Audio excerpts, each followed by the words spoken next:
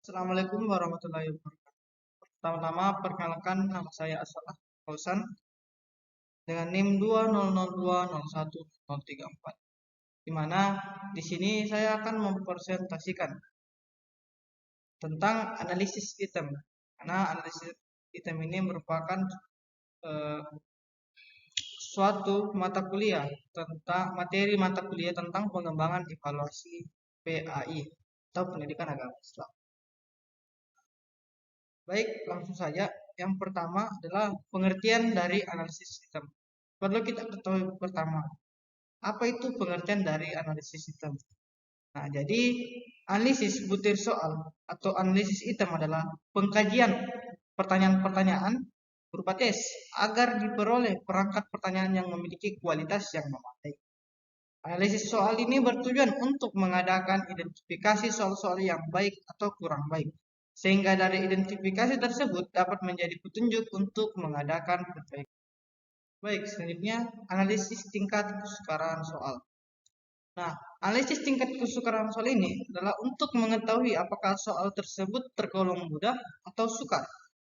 Nah, untuk menentukan bagaimana bentuk kesukaran dari analisis soal tersebut yaitu dengan rumus P sama dengan B bagi JS, di mana P sama dengan indeks kesukaran, B sama dengan banyak siswa yang menjawab soal itu dengan betul, dan JS merupakan jumlah seluruh siswa peserta tes.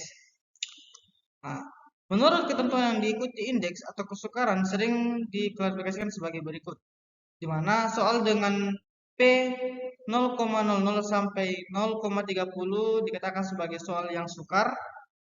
Nomor 2, soal dengan P 0,31 sampai 0,70 adalah soal yang sedang. Sedangkan soal dengan P 0,71 sampai 1,0 adalah soal yang mudah. Nah, untuk menentukan hal ini, untuk menentukan bahwa soal itu sukar, mudah, atau senang, sukar, sedang, atau mudah, itu dilihat dari cara kita menentukannya tadi. Nah, baik lanjut. Adapun selanjutnya itu adalah analisis tingkat daya pembeda soal. Nah, daya pembeda soal adalah kemampuan suatu soal untuk membedakan antara siswa yang berkemampuan tinggi dengan siswa yang berkemampuan rendah. Jadi, analisis tingkat daya pembeda soal ini adalah kita mampu membedakan yang mana siswa yang tergolong prestasinya tinggi dan mana siswa yang tergolong prestasinya rendah. Nah, bagaimana cara menentukan itu? Cara menentukan pembedaan soal seperti halnya yaitu indeks kesukaran. Indeks diskriminasi daya pembeda ini berkisar antara 0,00 sampai 1,00. Hanya saja bedanya, indeks kesukaran itu tidak mengenal tanda negatif, tetapi pada indeks diskriminasi ada tanda negatif. Baik, Yud. Nah, ada namanya analisis fungsi pengecoh. Nah, menganalisis fungsi instruktur sering dikenal dengan istilah lain, yaitu menganalisis pada penyebaran jawaban item.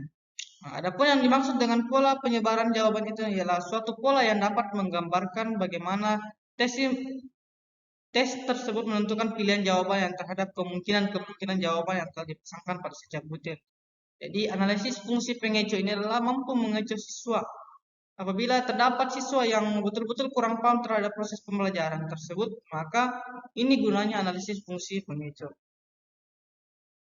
Baik, selanjutnya yaitu analisis validitas dan reliabilitas dalam tes. Apa itu analisis validitas dan reliabilitas dalam tes? Bisa kita lihat, yaitu adalah suatu tes. Validitas tes adalah tingkat keabsahan atau ketepatan suatu tes. Tes yang valid, yang betul-betul sah, adalah tes yang benar-benar mengukur apa yang hendaknya kita ukur.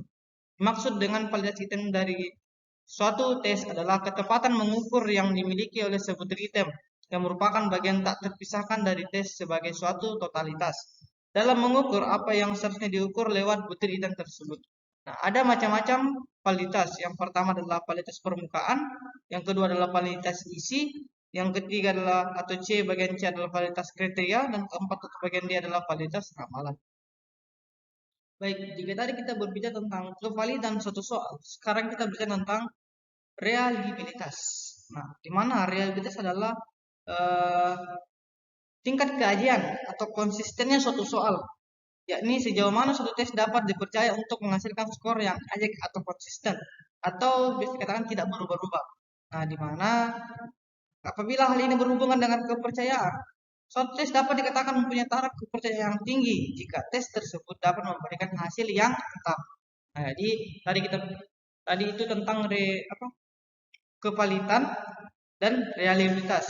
Di mana kalau kevalitan itu adalah suatu tes yang betul-betul valid, sedangkan realitas adalah suatu tes yang berupa keajegan atau konsistennya suatu tes atau soal putih tes yang diberikan kepada siswa. Nah, ada 3 cara mengetahui realitas tes. Ada 3 cara tentunya. Yang pertama itu kita melakukan metode tes ulang. Yang kedua itu kita melakukan tes paralel. Nah, yang ketiga adalah kita melakukan tes bela dua. Nah, di mana apabila tes metode ulang ini adalah kita mengulang dengan soal yang sama dan dengan kelas yang sama. Nah, metode tes paralel itu metode yang kita berikan hampir sama, kita mengulang tapi dengan soal yang berbeda dan setiap tingkatan berbeda. Nah, metode bela dua. Ini metode bela dua itu kita juga memberikan soal kepada satu kelas dan juga memberikan soal kepada satu kelas dengan soal yang berbeda tapi maksud dan tujuan yang sama. Kira-kira seperti itu.